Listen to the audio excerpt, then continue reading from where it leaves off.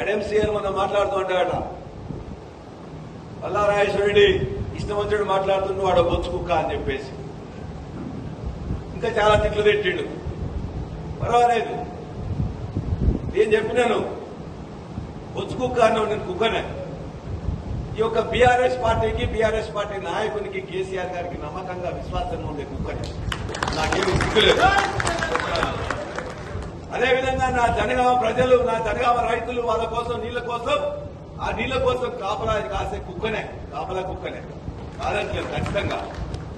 నువ్వు ఇలా అనేక వందల ఎకరాలు తీసుకోపోతుంటే మా అటవీ భూమి, దేవునూరు భూమి, మా ముప్పారం భూమి, మా జఫర్గఢ్ భూమి మొత్తం ఆ ఏరియాలో నువ్వు, నీ అల్లుడు, నీ యొక్క మొత్తం కూడా కుటుంబం మొత్తం దాన్ని దోపిడీ చేస్తూ వందల ఎకరాలు ఇలా కొంటుంటే దాన్ని కాపాడడానికి వస్తుంటే రేసు కుక్కనే ఖచ్చితంగా. నీలాగా గుంటనక్కని మాత్రం కాదు,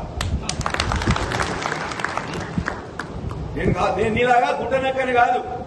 ఖచ్చితంగా విశ్వాసం ఉన్నవాడిని, ప్రజల కోసం కాపలా కాసేవాడిని, ప్రజల యొక్క ఆస్తులు కాపాడేందుకు ఉండేవాడిని. నీలాగా ముసలి నక్కని కాదు, గుండ్ర నక్కని అంతకంటే కాదు. కాబట్టి బరాబరిగా ఏదన్నా ఈ యొక్క గులాబీ జెండా గెలిపిస్తే తల్లి పాలు దాగి రొమ్ము కుద్దిన విధంగా ఇక్కడున్న నాయకులను, కార్యకర్తలు మొత్తం కూడా పొందబెట్టి వారి యొక్క విశ్వాసాలను ఒమ్ము చేసి ఇవాళ మొత్తం కూడా భూములు వెంబడిపడి, అధికారం వెంబడిపడేలాగా నీలాగా ఉండే వాళ్ళం కాదు. వాటి నీ దగ్గర నుంచి వెళ్ళి ఈ దగ్గర నుంచి నేర్చుకోవాలని చెప్పేసి ఇక్కడున్న ఆయన ఒక ఆయన చెప్తున్నాడు.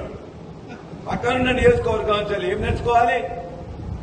నీళ్ల కోసం, నిజంగా నీళ్ల కోసం పోట్లాడడం కోసం నేను నీ దగ్గర నేర్చుకోవాలి. నీలాగా వచ్చి డ్రామా చేసేటోని కాదు, నీలాగా గుంటనక్కని కాదు, పార్టీలు మార్చే ఉసర వెళ్ళి అసలే కాదు.